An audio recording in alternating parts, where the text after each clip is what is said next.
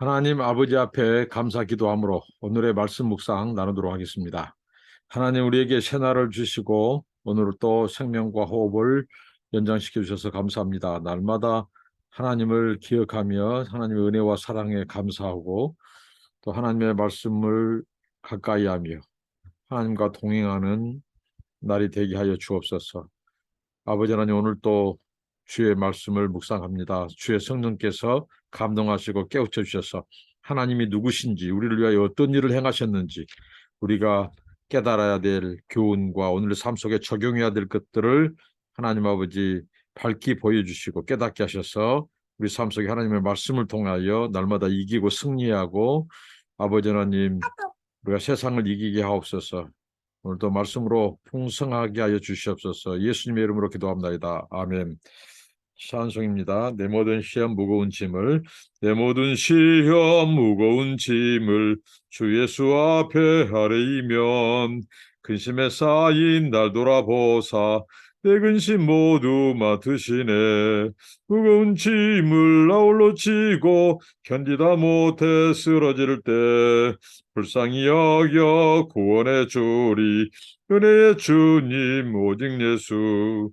내 모든 괴로움 닥치는 환난 주 예수 앞에 아뢰면 주께서 친히 날 구해 주사 넓으신 사랑 베푸시네. 무거운 짐을 나홀로 지고 견디다 못해 쓰러질 때 불쌍히 여겨 구원해 주리. 은혜의 주님 오직 예수. 내 짐이 점점 무거워질 때 주 예수 앞에 아뢰이면 주께서 친히 날 구해 주사 내 대신 짐을 져주시네. 무거운 짐을 나홀로 지고 견디다 못해 쓰러질 때 불쌍히 여겨 구원해 주리. 은혜의 주님 오직 예수.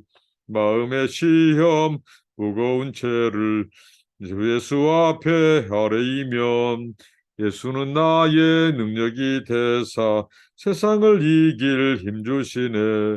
무거운 짐을 나홀로 지고 견디다 못해 쓰러질 때 불쌍히 여겨 구원해 주리. 은혜의 주님 오직 예수.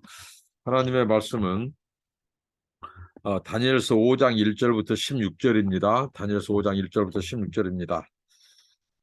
벨사살 왕이 그의 친족 1000명을 위하여 그 잔치를 베풀고 그 1000명 앞에서 술을 마시니라. 벨사살이 술을 마실 때에 명하여 그의 부친 느부갓네살이 예루살렘 성전에서 탈취하여 온 금은 그릇을 가져오라고 명하였으니 이는 왕과 귀족들과 왕후들과 후궁들이 다 그것으로 마시려 함이었더라. 이 예루살렘 하나님의 전 성소 중에서 탈취하여 온 금 그릇을 가져오매 왕이 그 귀족들과 왕후들과 호궁들과 더불어 그것으로 마시더라. 그들이 술을 마시고는 그 금은 구리, 쇠, 나무, 돌로 만든 신들을 찬양하니라. 그때에 사람의 손가락들이 나타나서 왕궁 촛대 맞은편 석회벽에 글자를 쓰는데 왕이 글자 쓰는 손가락을 번지라. 이에 왕의 즐기던 얼굴빛이 변하여 그 생각이 번민하고 넓적다리가 마디가 녹는 듯하고 그의 무릎이 서로 부딪히니라. 왕이 크게 소리질러 술객과 갈대와 술사와 점쟁이를 불러오게 하고 바벨론의 지혜자들에게 말하되 누구를 막론하고 이 글자를 읽고 해석을 내게 보이면 자주색 옷을 입히고 금사슬을 그의 목에 걸어주니 그를 나라의 셋째 통치자로 삼으리라 하니라. 그때에 왕의 제자가 다 들어왔으나 능히 그 글자를 읽지 못하며 그 해석을 왕께 알려주지 못하는지라. 그러므로 벨사살 왕이 크게 번민하여 그의 얼굴빛이 변하였고 귀족들도 다 놀라니라. 왕비가 왕과 그 귀족들의 말로 말미암아 잔치하는 궁에 들어왔더니 이에 말하여 이르되 왕이여 만수무강하옵소서. 왕의 생각을 번민하게 하지 말며 얼굴빛을 변할 것도 아니니이다. 왕의 나라에 거룩한 신들의 영이 있는 사람이 있으니 곧 왕의 부친 때에 있던 자로서 명철과 총명과 지혜가 신들의 지혜와 같은 자니이다. 왕의 부친 느부갓네살 왕이 그를 세워 박수와 술객과 갈대아 술사와 점쟁이의 어른을 삼으셨으니 왕이 베드사살이라 이름하는 이 다니엘은 마음이 민첩하고 지식과 총명이 있어 능히 꿈을 해석하여 은밀한 말을 밝히며 의문을 풀 수 있었나이다. 이제 다니엘을 부르소서. 그리하시면 그가 해석을 알려드리니라 하니라. 이에 다니엘이 부름을 받아 왕의 앞에 나오며 왕이 다니엘에게 말하되 네가 나의 부왕 유다에서 사로잡아온 유다 자손 중에 그 다니엘이냐? 내가 네게 대하여 들은즉 네 안에는 신들의 영이 있으므로 네가 명철과 총명과 비상한 지혜가 있다 하도다. 지금 여러 지혜와 술객을 내 앞에 불러다가 그들에게 이 글을 읽고 그 해석을 내게 알게 하라 하였으나 그들이 다 그 해석을 내게 보이지 못하였느니라. 내가 네게 대하여 들은즉 너는 해석을 잘하고 의문을 푼다 하도다. 그런즉 이제 네가 이 글을 읽고 이 해석을 내게 알려주면 네게 자주색 옷을 입히고 금사슬을 네 목에 걸어주어 너를 나라의 셋째 통치자로 삼으리라 하니. 여기까지입니다. 자, 벨사살, 느부갓네살 왕에 이어 벨사살이 지금 등장하고 나오는데요. 특별히 이 느부갓네살과 이 벨사살, 이 벨사살은 이 바벨론 제국의 마지막 왕으로 묘사되고 있고, 느부갓네살은 그 초대 왕이자 이 43년 동안 바벨론을 통치하면서 66년의 역사 속에서 그 바벨론 제국을 형성한 아주 대단한 업적을 남긴 그 왕이 느부갓네살입니다. 그 느부갓네살이 떠나고 나서 20년이 넘었습니다. 그 마지막 왕 벨사살이 등장하는데 이 벨사살의 아버지 이 소위 말하는 나보니두스가 이 페르시아와의 전쟁에서 아주 패배를 하고 왕이 궁으로 돌아오지 않고 패배를 하고 그가 도망자의 신세, 그 상황 속에서 그 아버지가 대리자로 그 아들 벨사살을 세웠습니다. 그래서 이 벨사살이 어떻게 보면 이 아버지의 대리자로, 그러니까 배후에서 이 나보니두스라고 하는 이 벨사살의 부친이 이 섭정을 하는 거죠. 섭정을 하고 이제 이 벨사살은 지금 마지막 이 바벨론의 마지막 왕으로 그 아버지의 섭정을 받으면서 이 바벨론 제국을 통치하고 있습니다. 이때 그가 전국의 이 왕족들, 고관 대작들 1000명을 그 왕궁으로 초청해서 대판 이 술판을 벌립니다. 잔치판을 벌입니다. 아주 풍성한 음식들을 준비하고 아주 좋은 술을 가져다가 그들은 지금 왕궁에서 굉장한 이 잔치를 벌이고 있었습니다. 이 왕이 벨사살이 이 잔치를 벌인 데에는 이 페르시아, 지금 이 바벨론 제국, 이 바벨론 세상에 어떤 왕, 어떤 나라, 어떤 정권도 영원한 나라, 영원한 정권이 없습니다. 모든 제국도 하나님께서 이 끝장내는 종지부를 찍는 영원한 나라가 없고요, 영원한 통치자가 없습니다. 그 천하의 바벨론 제국도 이 지금 마지막 이게 치닫고 있고, 이 벨사살의 그 아버지가 페르시아에서 이렇게 이 패배하고 침략으로 완전히 정복은 안 당했지만 이 전쟁에서 패하는 것을 경험하고 지금 이렇게 도망 다니는, 그러면서 자기 자식을 세워서 섭정하는 그런 상황이에요. 이런 상황 속에서 이 벨사살이 이 자기 나라의 고관 대작들을 불러놓고 뭔가 사기를 높이고 사기를 진작시키고 충천시키기 위하여 잔치를 배설했다는 거죠. 그리고 자기의 치적, 자기가 이 세상에서 이 바벨론을 제국을 통치하는 이 2인자다. 이것을 지금 말하고 있는 거죠. 자기 부친은 1인자인데 배후에서 자기를 조종하고 섭정을 하고 있고요. 자기 2인자로서 지금 이렇게 잔치를 이렇게 벌이고 있고, 그 다음에 이 굉장한 이 벨사살이 이 교만한 행동을 하는 거죠. 느부갓네살도 하지 않는 지금 어떻게 보면 짓을 그 왕궁에서 하고 있습니다. 느부갓네살도 유다민들을 포로로 잡아오고 예루살렘 성전을 불태우고 거기서 금은 동 이런 성전 기명, 성전의 제사할 때 쓰던 그릇들을 가지고 왔지만 단 한 번도 그걸 이용해서 술잔으로 술을 마시거나 잔치에 동원되지 않았습니다.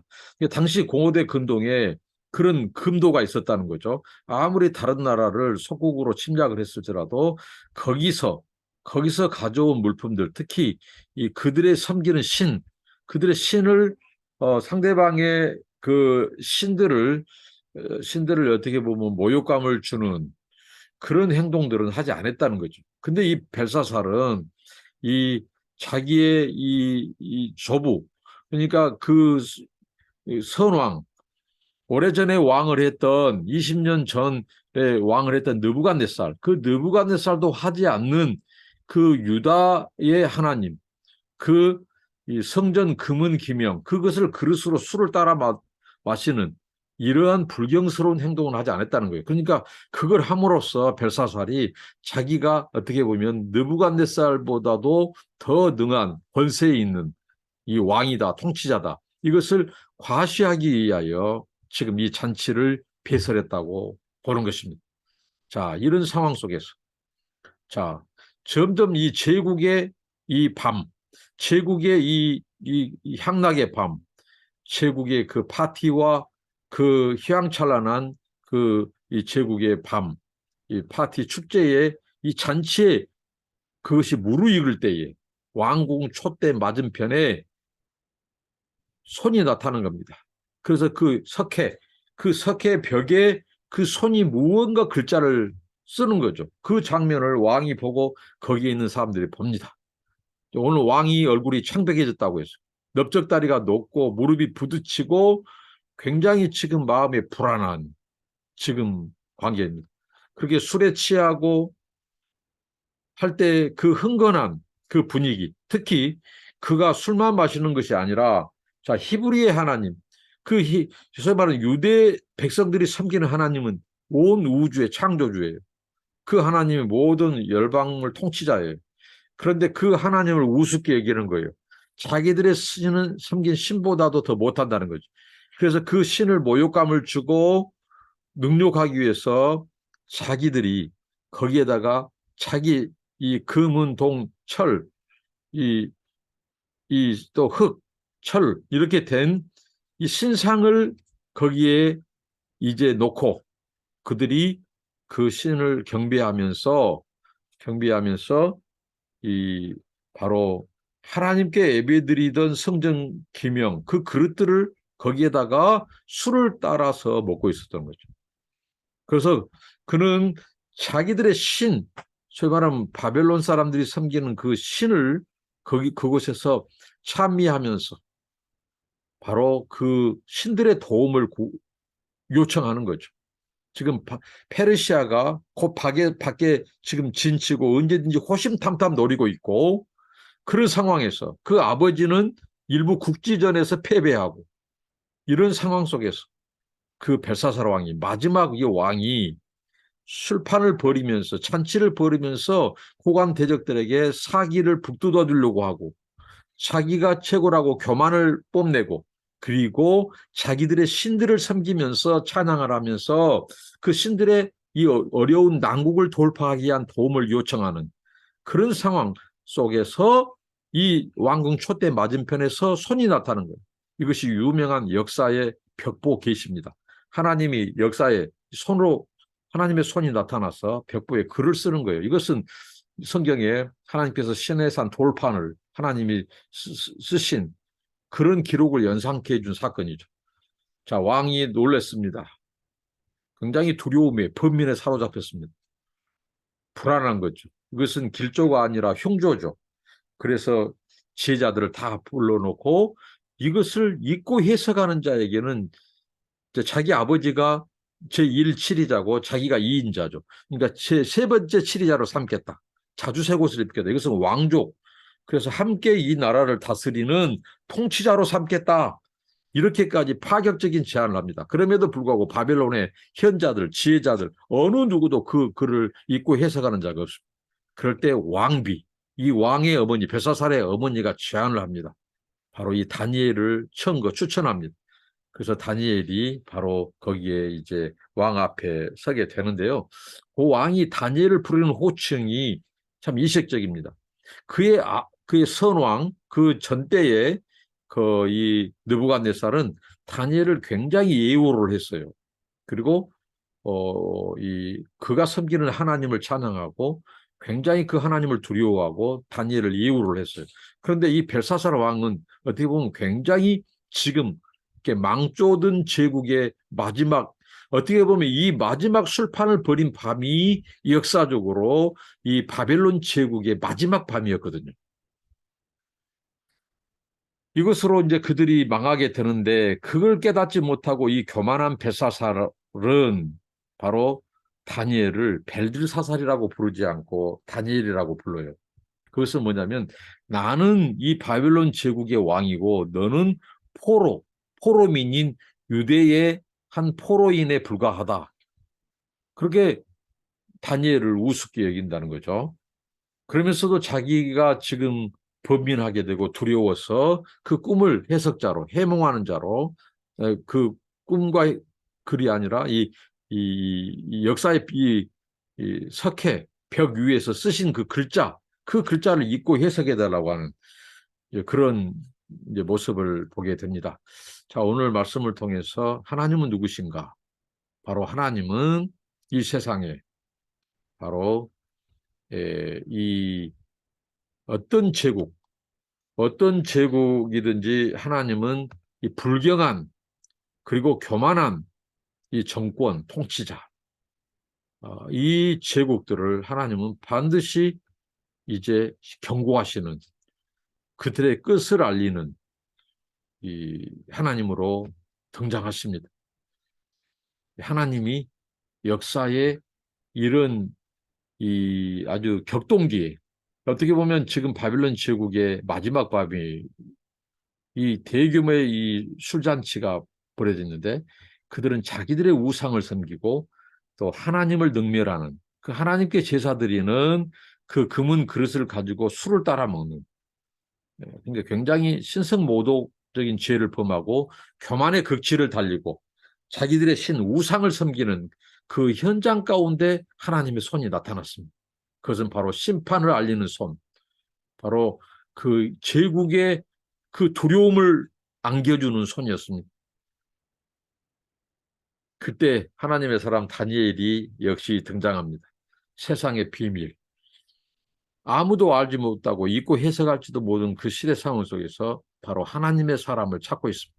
하나님의 사람이 등장함으로 바로 하늘의 커넥션, 하늘에 맞닿은 하나님과 접속된 이 거룩한 하나님의 영이 지배하고 그 영을 따르는 하나님의 지혜가 함께하는 이 하나님의 사람을 세상은 찾고 있다는 거죠. 바로 오늘 우리 그리스도인의 사명, 우리가 이 시대를 분별하면서 세상 사람들은 세상이 어떻게 흘러가는지 지금 그들은 알지 못합니다. 이럴 때 우리 그리스도인들이 하나님의 사람들, 하나님과 접속된 자들이 하나님의 이 계시를 받은 자들이 이 시대에 이 길을 안내하고 해석하고 이 시대에 등장한 이 하늘의 사인, 하나님이 쓰신 이 시대의 사건 속에서 쓰신 그 역사의 백보 계시의 그 징조, 사인, 이것을 세상 사람들은 읽고 해석할 수 없습니다. 그때 거룩한 신, 성령, 성신의 지배를 받는 하나님의 사람들이 이럴 때 이 시대 가운데 이 하늘의 메시지, 하나님이 쓰신 역사의 이 벽보 계시를 읽고 해석해주는 그 징조를 알려주는 그래서 세상 사람들이 하나님을 경외하고 그리고 세상의 제국은 길지 않다. 그리고 반드시 끝이 온다. 영원하지 않다. 하나님만이 이 세상의 비밀, 역사의 모든 것을 주관하신다. 비밀을 하나님이 이루어 가신다. 그리고 미래를 다스려 가신다. 이 사실을 알리는 저와 여러분으로 쓰임받기를 바랍니다. 오늘도 세상은 알지 못한 것, 읽지 못한 것, 해석하지 못한 것, 하나님의 사람, 하늘에 접속된 자, 하나님과 이 내통하는 성령과 교통하는 그 사람들을 찾고 있습니다. 다니엘, 그가 지금 80세가 넘는 노정객이 되었습니다. 그럼에도 불구하고 세상은 그를 여전히 찾고 있습니다. 우리가 부름받는 그날까지 정말 세상 속에 이 대안이 되고 답이 되는 어느 곳에서든지 하늘의 메시지를 읽고 해석해 주는, 그래서 그 범민하는 제국 또 그 통치자 그들에게 이 그 하나님의 메시지를 읽고 가르쳐 주는 그 하나님의 사람들로 우리가 쓰임 받기를 원합니다. 기도하겠습니다. 하나님 감사합니다. 이 벨사살 그리고 그 1,000명의 귀인들이 벌인 그 술잔치, 우상잔치에서 하나님 그들에게 경고하는 심판을 알리는 그 왕궁 촛대 맞은편에 쓰신 그 하나님의 손 그리고 그 글씨 다니엘의 등장을 다시 보면서 하나님 아버지, 하나님은 반드시 세상의 열방과 제국들, 통치자들의 교만, 그리고 우상 숭배, 그거에 대해서 반드시 개입하시고 심판을 알리시고 또 이 역사는 하나님이 통치하신 것을 보여주신 하나님 것을 깨닫습니다. 저희가 겸손하게 하시고 끝까지 하나님만을 높이고 하나님의 능력과 주권을 아버지 고백하는, 그리고 이 시대에 저희가 대안이 되어서 하늘의 하나님의 이 시대적인 메시지와 징조를 읽고 해석하는 하나님 아버지 다니엘과 같은 하나님의 사람들로 쓰임받게 하옵소서. 우리가 이 시대의 기상은 깨달으나 하나님의 징조 사인은 깨닫지 못한다는 주님의 말씀을 기억하면서 하나님 아버지, 우리가 이 시대에 하늘의 메시지, 하나님의 사인을 주여 해석하고 깨닫고 이 세상 사람들에게 알려줘서 하나님 아버지 그들도 하나님의 이 통치와 하나님을 경외하고 두려워하는 자들이 되게 하옵소서. 예수님의 이름으로 기도합니다. 아멘. 감사합니다.